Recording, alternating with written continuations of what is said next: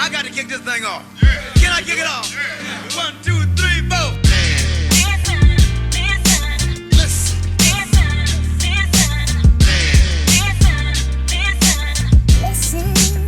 Ladies and gentlemen, listen.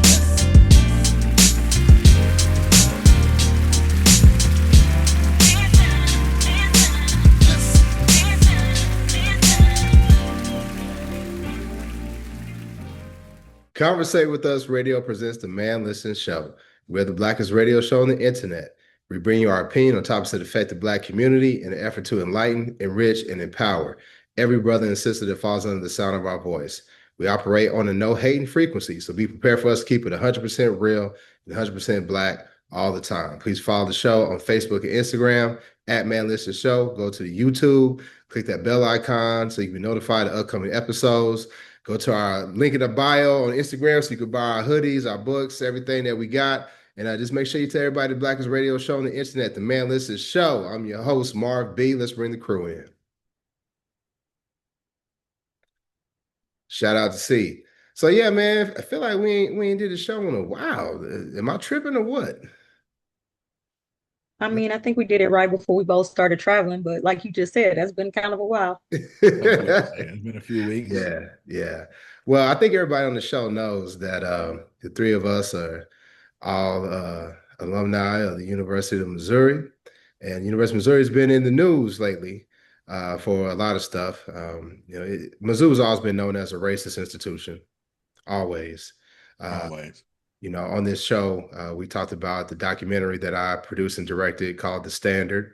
And it's about Lavinized fraternity, Alpha Phi Alpha Fraternity Incorporated. But a main central piece of that documentary is the racism that Black students encountered at the University of Missouri and how that started from its inception even until today.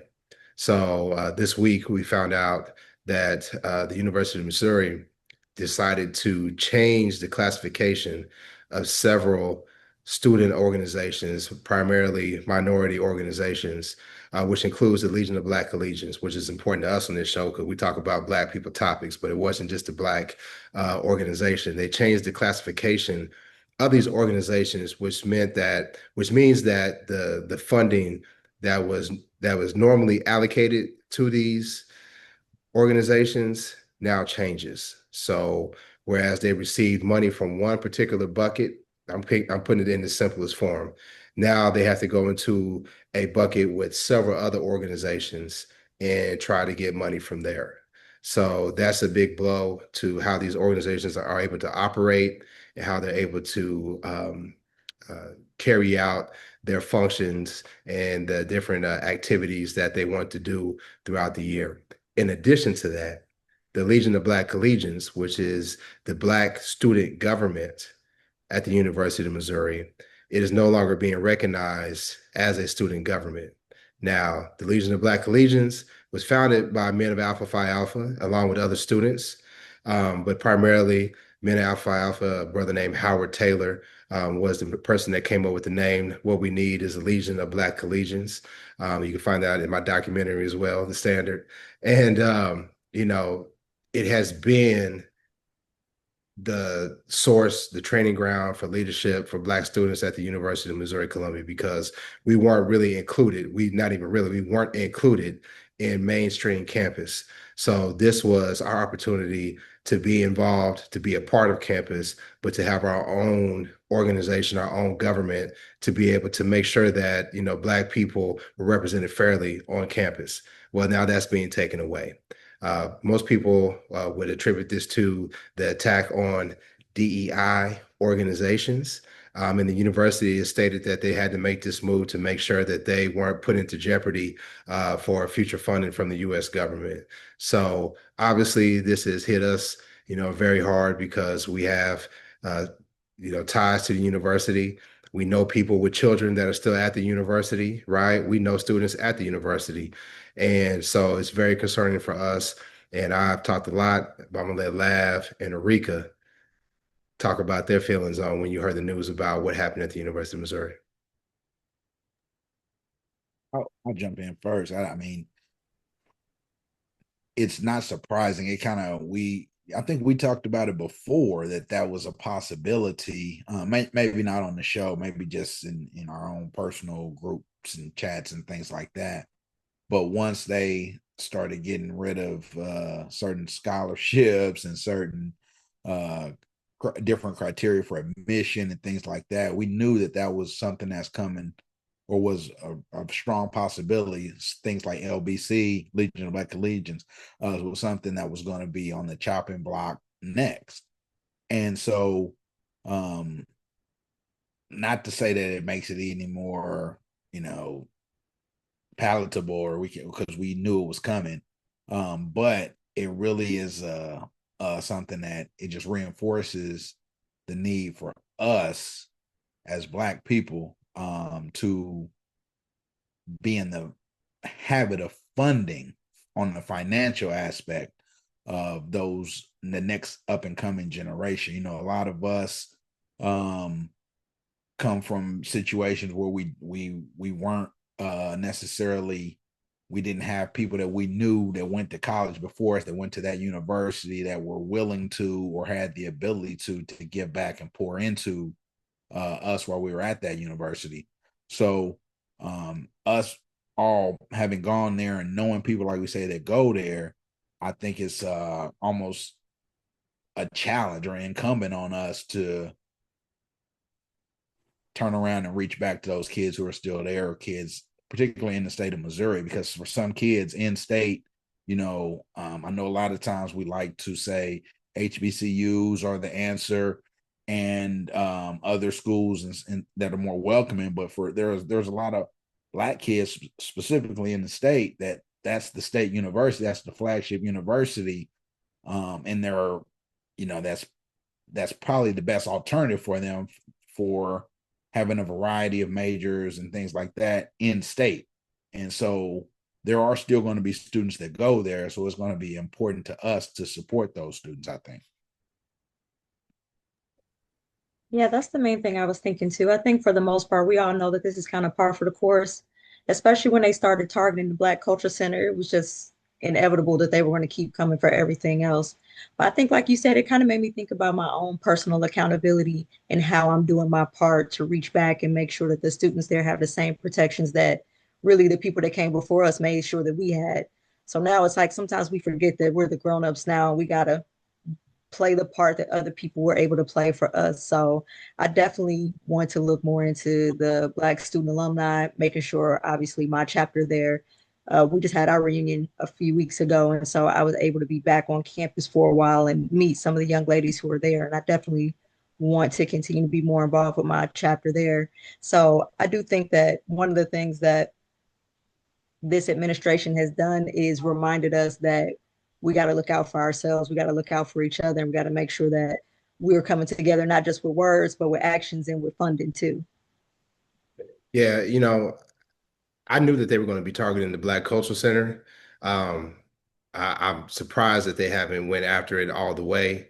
I'm sure there's been grumblings, but I said pretty soon they're going to go after the BCC, because the fact that that is a safe haven for Black students on campus, they want to eliminate, when I say they, I talk about the enemy, white supremacists. They want to eliminate all the institutions that give us support.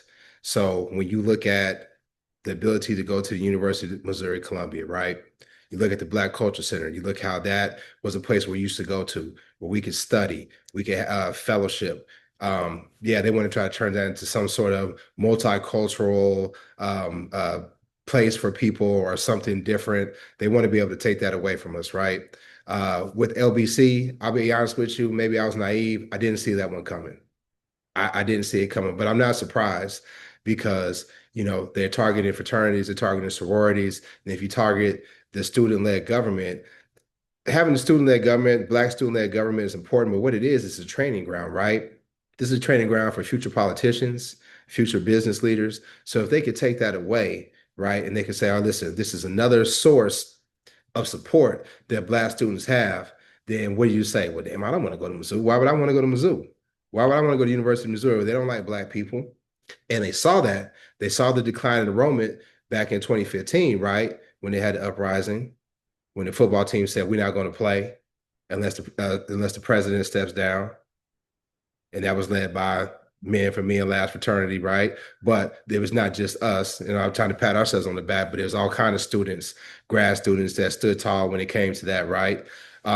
So I'm not surprised. I was surprised at this tactic. I'm disappointed, but to both of yours point, we do need to reach back. I've done my part in terms of mentorship, primarily with the young fraternity brothers there. But we're going to have to help those children. But I also think, man, we need to start playing offense as well.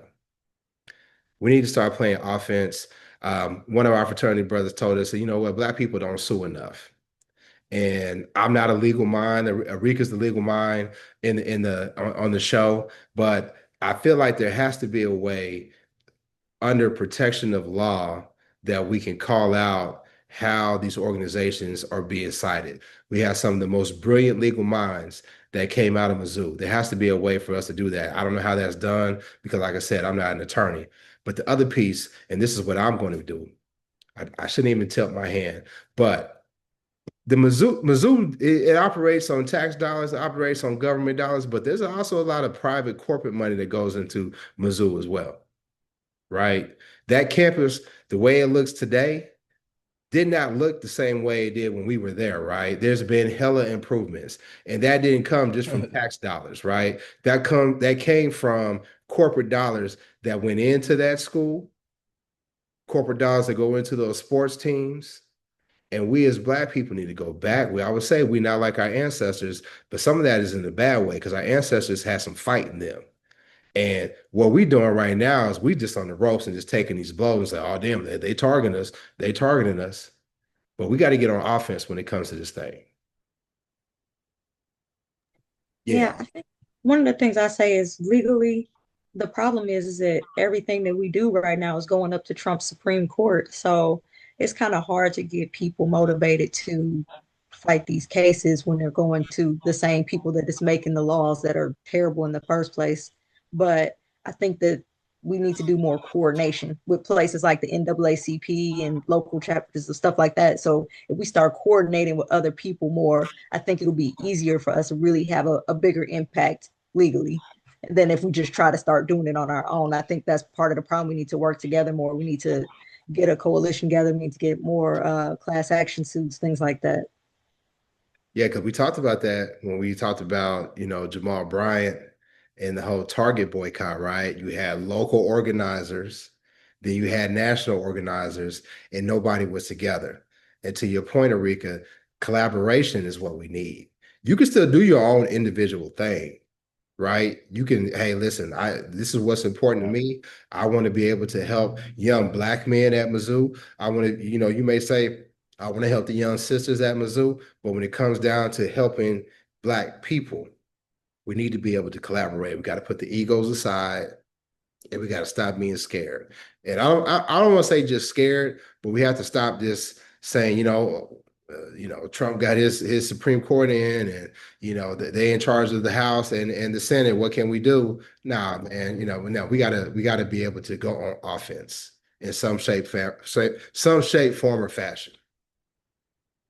Yeah, and I think a big key to that, like you mentioned earlier, is you've been involved with mentorship more so on with fraternity brothers and so forth that are still there. But that's something that's really a key aspect of it as well, because like you mentioned, the LBC was a training ground for leadership. This I'm gonna call it resistance, or this anti-movement that could be led on that campus would also do the same trick as far as being a breeding ground for leadership. You look back in the civil rights era, and you think about all the college students that led. They were probably the most influential, and once they got in line and people started seeing them, then the grown-ups actually was like, you know what, these young cats know what they're talking about, and they got in line, and this is a perfect opportunity for that as well. So we will need some mentors and some others more seasoned persons to kind of be in the fight with them and kind of cultivate that. We really don't have any excuse. Rika talked about our generation being the adults and the support we had. I'm gonna push back just a little bit because I felt like we still were on our own somewhat. Like when I was doing my research for this documentary, I started seeing that it's the same shit.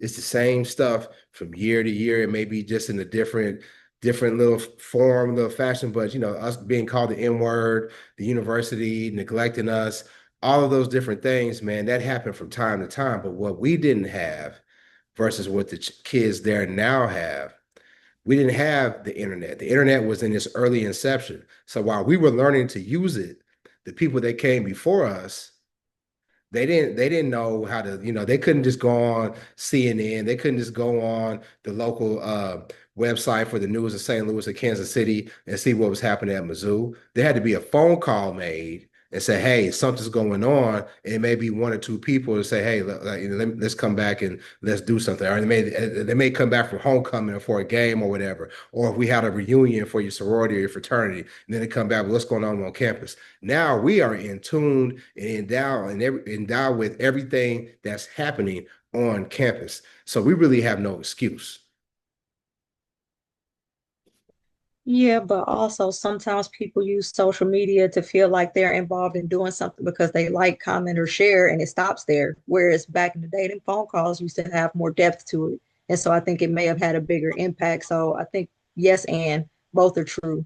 They have more access to information, but what are we actually doing with that information? What are we actually doing with the knowledge that the same things are happening at Mizzou that were happening when we were there? What are the older people who now know how to get on Facebook and annoy us to death with those standard messages talking about something they don't give Facebook the right to? I mean, like, what are we doing? And I don't necessarily know. That's why I said I think that this brings to my attention my own personal accountability, not necessarily what other people are doing, but what am I doing? What have I been doing? Could I do more mentoring? Could I pick up the phone more? Could I make that little hour drive down to Columbia more and just see what the girls have going on or the young ladies have going on, or even, you know what I mean, the gentlemen too, because obviously we're constitutionally bound, so we are involved. We're more involved in that fraternity stuff than other people may be involved in the fraternity stuff because we're allowed to be a part of the processes and stuff. So I just think that it just is something that I need to really think about how I can invest more in the young people at Mizzou and my own kids, my kids' friends. They all call me for advice and help and all this other stuff. And so, I mean, I know what we can do, but I know I can do more, especially now that I'm an empty nester. Grandma got theoretically more time, but yes. And it's not just about going back. So when I talk about mentoring, I live in Texas. So thankfully, my reputation, I can have some influence to say, hey, listen, I'm setting up a Zoom call. All y'all need to get on here at this time. And the young boys will get on. And we could talk about, hey, what are y'all doing? What's going on here? And sometimes you don't have to be there face to face to be able to do something. But to your point, waxing poetic on social media or even coming back and being loud, if you full of fire and brimstone and it signifies nothing, you haven't done anything. So again, I know people that are brilliant minds, and they are in business, they're in law, and there's a way that we can collaborate and put together a strategy. I have one in mind. I don't want to tip my hand right now, but we got to go on offense, man. Supporting the kids, yes, absolutely, 100%. But we got to put some pressure on these folks. We just can't sit on the ropes. This ain't no rope-a-dope where we're going to come out and at the end of the fight, knock them out. No, they are trying to end us. They don't want us there. No, they've never wanted us there. They never wanted us there. Our generation, the three of us, we came in that time where they put out some scholarships because they was like, damn, man, this shit is bad.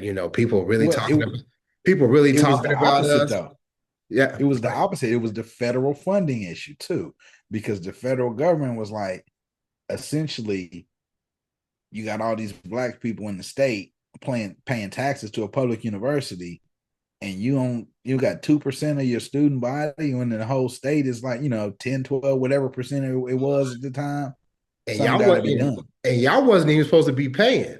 I was Yeah, coming from out of exactly. state. Exactly. I was coming from Yeah. out of state, so technically I had to pay, even though I had a scholarship. But y'all wasn't even supposed to be. Well, I don't know about you, Eureka, because you wasn't lab. I No, was supposed to be paying. I was part of the settlement against Mizzou. Yeah.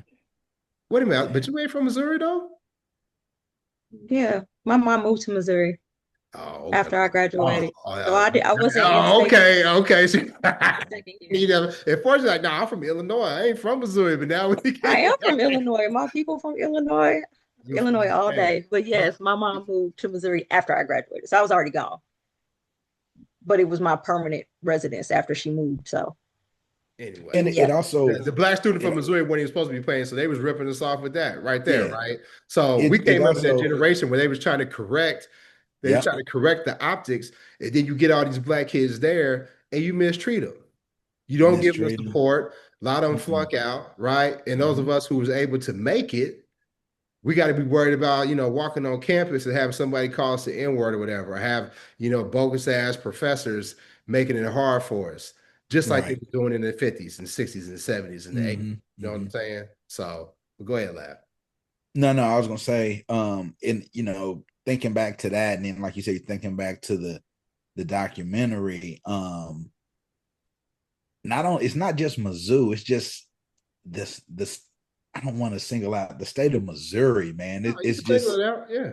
man, the state of Missouri is something else. I'll tell you that. You go to other states, and I always wondered, like, is it this bad? Like, we joke about like Ole Miss, like how can black people go to Ole Miss, or the University of Alabama, or things like that.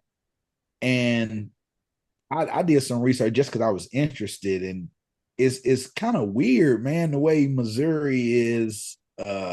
These other schools, even Ole Miss, Alabama, they have way more black students than Mizzou does, way more. And I mean, as a percentage, right? And it's kind of, I mean, I guess the states have more as well, but Missouri is just a whole, since its inception, since the Missouri Compromise, it's been a weird, wild state, man. And I don't think that it's gonna change anytime soon. So if we got people that we love and that we support that are still there, we got to do something.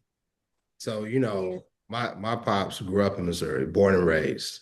And most of the family back then, they said, listen, when I get an opportunity to leave, I'm not coming back here because there was no place for a black man or black woman to be, right? They don't call it Missouri. You know what they called it? Misery. They called it misery because that's just how they looked at it. Yeah.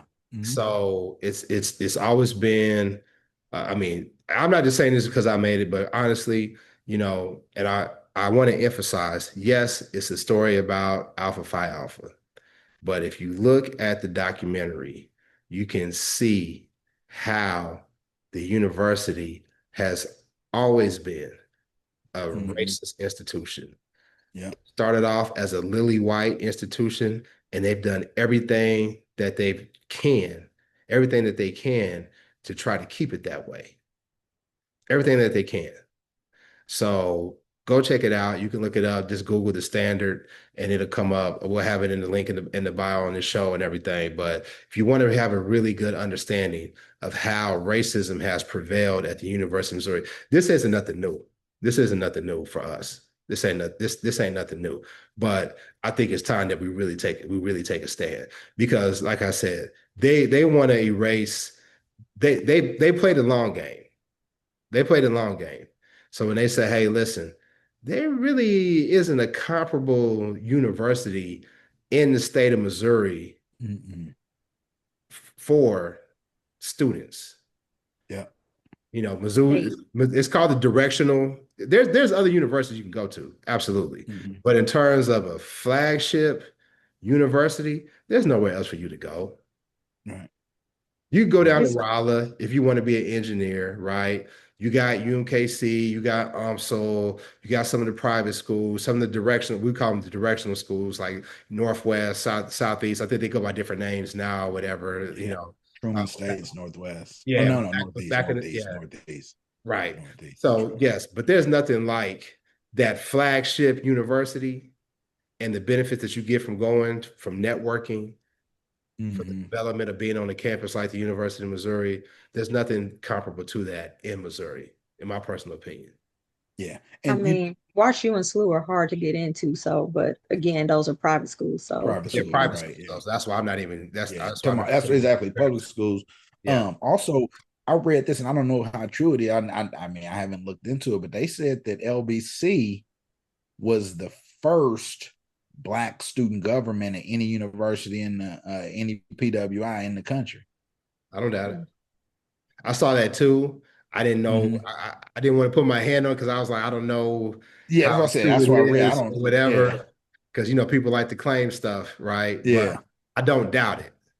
I yeah. I don't don't doubt doubt it it. either. I don't doubt it because you look at it. Because you remember back in the day, we had LBC, but there were other back when Mizzou was there. You talked about SEC, right? When we were talking about before we started the show, Mizzou was part of the SEC. When we was in school, it was part of the Big Eight.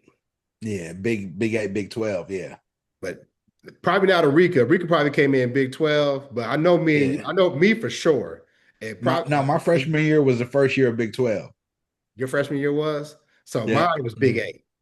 yeah, So you remember we used to have Big Eight. They called it Big Eight, where all the Black leadership organizations, Black student-led governments, they would rotate and go to different universities. All the Black student leaders would come together. Now we just use it as an opportunity to party, right? yeah. But for those who were really doing what they were supposed to do, I'll speak for myself. I was just trying to party. I ain't gonna talk about y'all.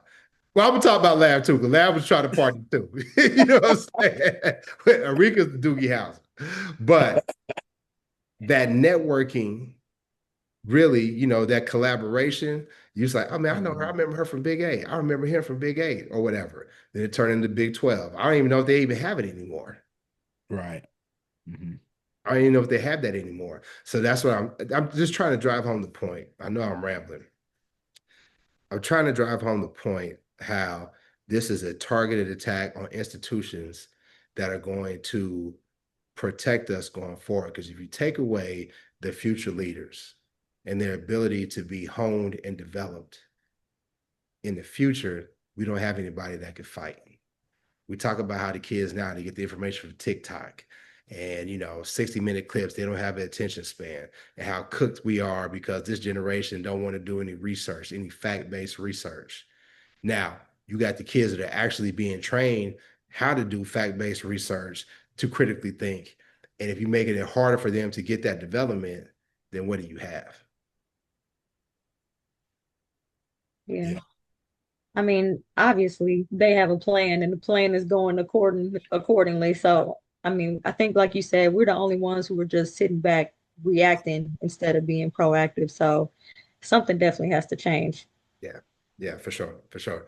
But speaking of critical thinking, this brother right here, I wish he would employ more critical thinking before he talks. Sometimes I love him as a basketball player. I love a lot of things he does off the court. But LeBron, LeBron, I'm just keep it real. I've always said there's some people that love white folks way too much. Some of us. I'm starting to think LeBron might be in that category, man. He might be in that category.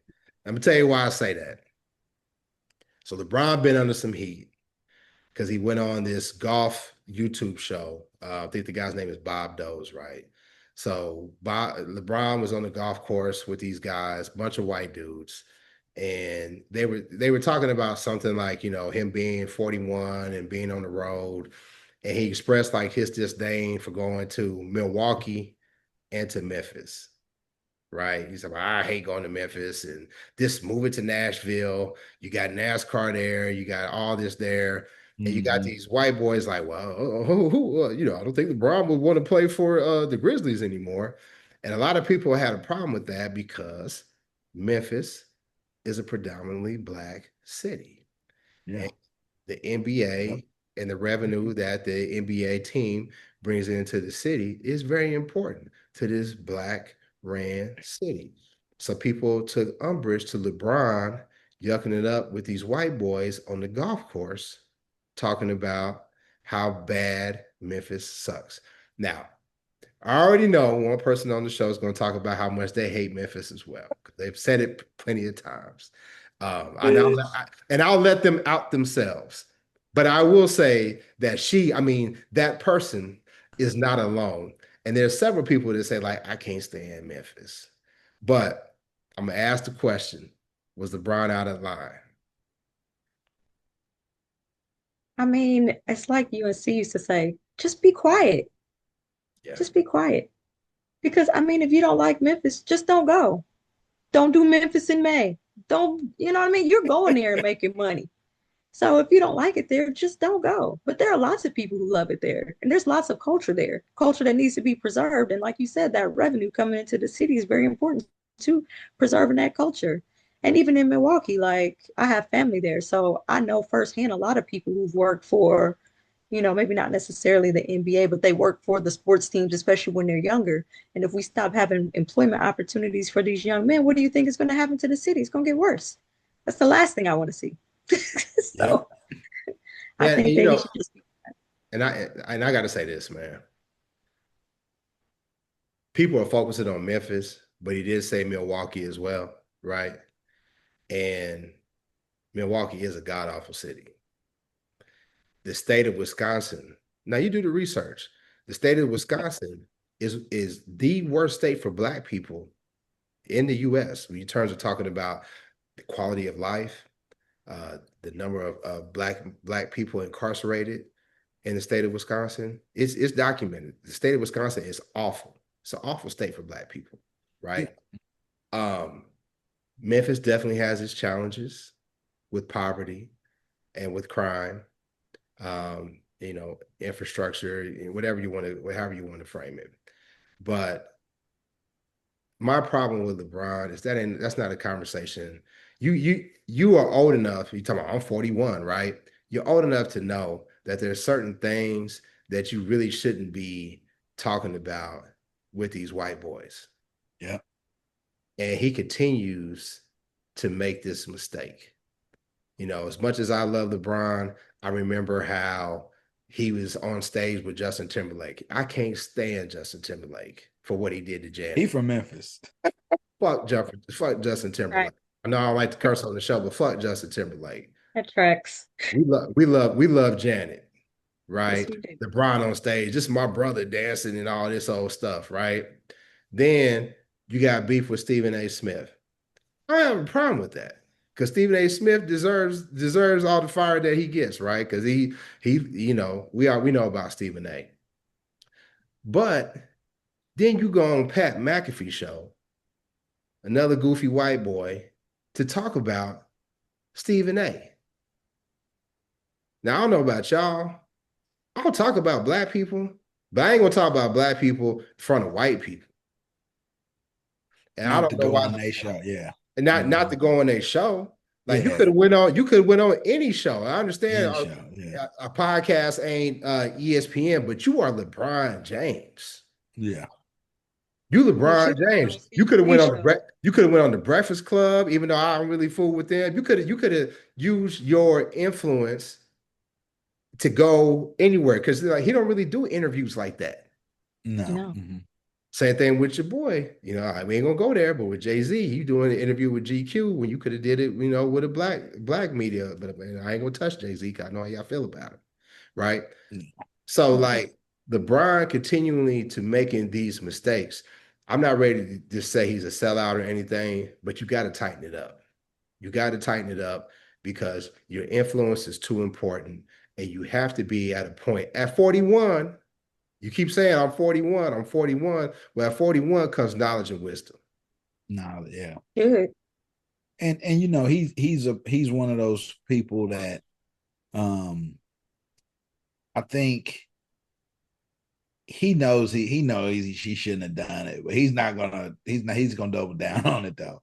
So then he comes back and says, not just Memphis and not just Milwaukee. I don't like going to Cleveland either. And I'm from there. And he says that, like that makes it better. No, that's what you pick, like literally probably the three blackest cities outside of Detroit. You know what I mean? Yeah, Milwaukee, I ain't gonna say Milwaukee ain't that black, but you got Akron, Cleveland, and Memphis. Yeah, you dogging the them. rest of them, the place that you grew up, and you see how state governments are literally at war with these majority black cities. You think about Tennessee, they take the funding from there. I mean, we just talked about Missouri. The state of Missouri outside of Kansas City and St. Louis, they hate Kansas City and St. Louis. I'm sure it's the same way with Tennessee. Outside of Memphis, they hate Memphis, and so they're going to underfund them. They're not going to give them the resources. And so then, you are going to have quote unquote aesthetically bad looking cities or what have you, because they're not getting the full support that these other cities are getting. And you look at Nashville. You look at Nashville, compare Bill Street to Broadway Street. You got jazz and blues versus honky tonk, right? You got NASCAR, you got all the different corporate headquarters that are in Nashville, right? Nashville is like a white man's Atlanta, like Boston is. Nashville is like a miniature white Atlanta for them white boys. So you up here trying to direct, just go to Nashville. And the thing that really made it disappointing, you got your white boy voice on. That to me, that was you got your white boy voice on when you saying that. Yeah. Now listen, go ahead. If he had said that on The Shop, where he's on there with Maverick Carter and the other cats that he grew up with or whatever, I think it would have hit differently too.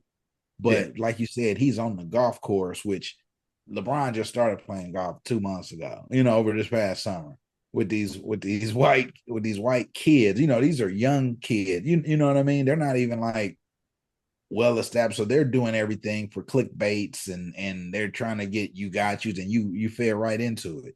Yeah. They using you to broaden their platform. And I'll be damned if I'm a billionaire using a white boy voice. Yeah. Now, listen. I didn't have to change my voice in the past before, working in corporate America. I ain't gonna front. I don't do it no more. Yeah. I don't do it no more. I'm very secure in what you get is what you get from me, right? But it's just super disappointing. And to be smug about it. Because here's my thing, LeBron. You've done a lot for the Black community. You've done a lot for Black people. You don't like what's going on in Memphis. You don't like what's going on in Akron. Do something about it. You got the ability to do it. You started the school. Now, when he started the school in Akron and they was going after him, I rolled for him because they was like, LeBron started the school in Akron and the scores are in the tank and this, that, and the other. It was a wraparound school, right? So this school that provides services, in terms of like, food, job placement for the parents, all these different things, right? And they said the scores is in the tank or whatever. And I said, well, damn, what do you think? If you're going after the people that need these services, you're going to have a harder time getting them up to par. That's where the resources is needed. I gave him props for that. He didn't do an Oprah and say, well, listen, you know what? I made my money in Chicago, but I'm going to start a school in Africa. He did his thing. But if you got the wherewithal, if you got the means to be able to make a difference, then do that. Don't get up there and talk shit about a city that is predominantly Black. And maybe he don't know. Maybe he didn't know. No, he does. That's the crazy part, because he did partner with Penny Hardaway. And did some like built some basketball courts and all this, kind of like a basketball facility type deal, maybe 10 years ago or something in Memphis. He knows. Yeah, he knows. And the sidebar, was kind of I ain't gonna say it was a big deal, but he had his shoes that came out and that he wore when he was in Memphis this year. And they was it was like in Black History Month, but he colored them Lorraine Motel where MLK got shot. And and he was supposed to y'all don't remember that? What? No, I don't watch Hold on, basketball. He had a colorway. He has a colorway of the whatever, the LeBron James 23 or 22, whatever it is. And it was during Black History Month, and it was the colors of them were the Lorraine Motel, and it was like an homage to Memphis. But why did he choose the Lorraine Motel? It was the I don't know, teal kind of greenish. That's I got it in my head. yeah. Yeah, I know the color, but I'm trying to figure out why would you use the Lorraine Motel color? Exactly. That's where Dr. King was assassinated. Exactly. So people from Memphis was wrong with you? People from Memphis probably already was kind of like looking at King James a little sideways. And now I know y'all saw the video, all them fans outside the arena basically talking about, I forget King James. Some of them were using harsher language than that, but yeah. I know, yeah, it's Memphis for sure. Yeah, yeah. For sure. Yeah. You better watch his back. So, yeah. Or they get with him. but they try to say that to be fair, Bron isn't the only player that has said they hate going to Memphis. Right. And I know plenty of people who say they hate Memphis. Me personally, I love Memphis. Every time I go, I have a great time. I have family there. I got frat brothers there. Sound like he got a trip lined up to Memphis coming up. Listen, I wish I did. In fairness, LeBron isn't the only player. Yeah. Said that they hate going to Memphis. Right. But there's no other player like LeBron. Exactly. We've said it in the past. When you look at the NBA, I'm gonna give an example. So when you look at the NBA and the contracts, right? Bron can't do what a Tom Brady did in the NFL. Brady took a team-friendly contract, right? So they could get players to put around him. Bron really can't do that because if LeBron takes a lesser contract, then that screws all the other players who aren't LeBron, because they say, well, listen, LeBron is, in some people's eyes, the greatest player ever. And if he took less money, who are you not to take less money? Right. So it's incumbent on LeBron to take the max amount every time so that he protects the other players. That's the type of influence he has. And he knows that he has that type of influence. So it's incumbent upon him to be smarter and to not use words that can hurt Black people, whether it's inadvertent or not. Yeah. Right. Yeah. Because it's a difference between saying, hey, I really don't like going to Memphis, and saying, hey, they should move this major team out of this city to a white city. There's a huge difference. That's a it's a Black city. And it's a Black ran city. Yeah. That's that's a different conversation. That's the part. And that's the thing. A lot of players aren't LeBron number one, but I don't hear a lot of players either saying move the team. They just could be like, hey, I don't like going there. They have a whack hotel. There's no nightlife or whatever that we enjoy. They don't have restaurants we like, but they don't say, hey, move this team, Now I saw a conspiracy of somebody on IG. They said that Clutch Management, Maverick, they're based in Nashville. So I believe it. I believe that. Yeah. LeBron stating this narrative, Draymond, I heard Draymond put it out there as well. They are all connected. So they all connected. They may be playing chess, right? To try to say we get the team in Nashville is closer to where, we do our business at.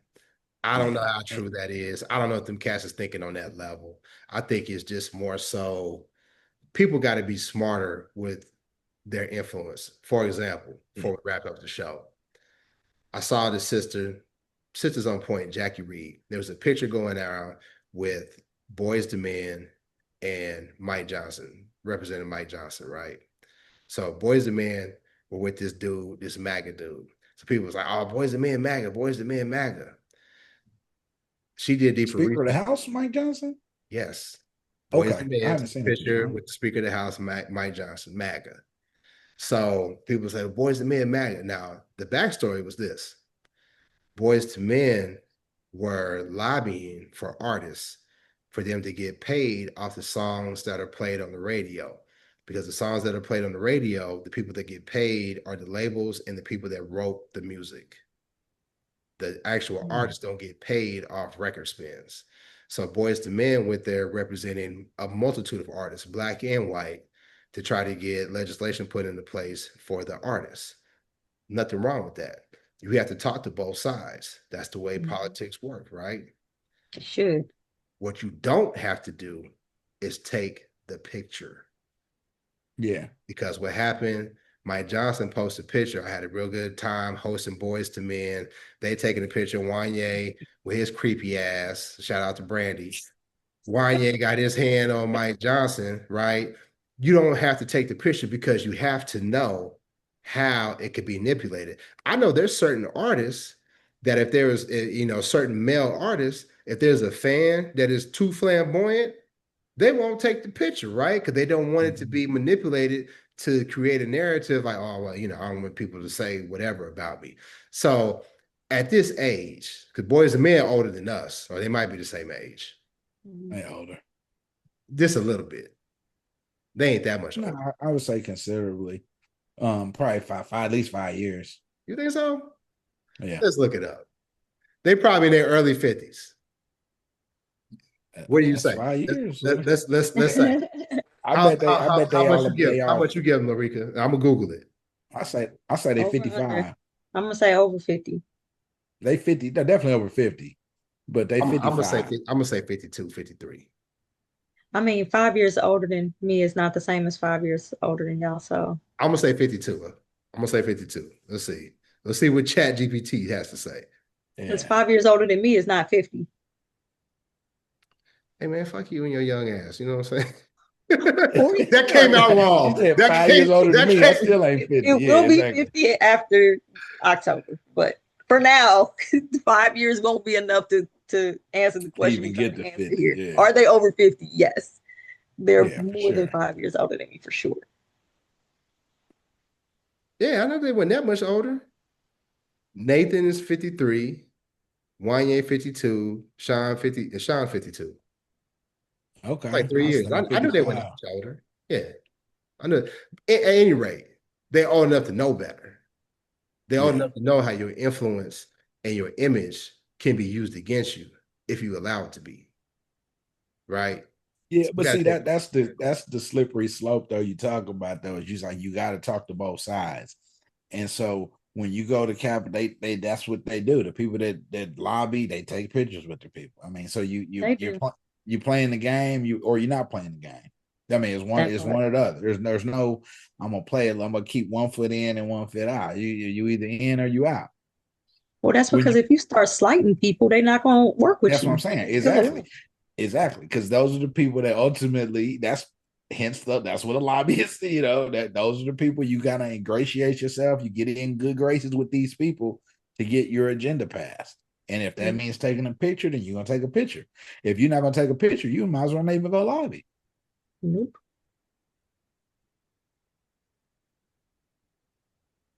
I disagree, but I understand. I Mm. understand where you're coming from. I just think that in normal, It ain't like they dominating the Trump. listen, right.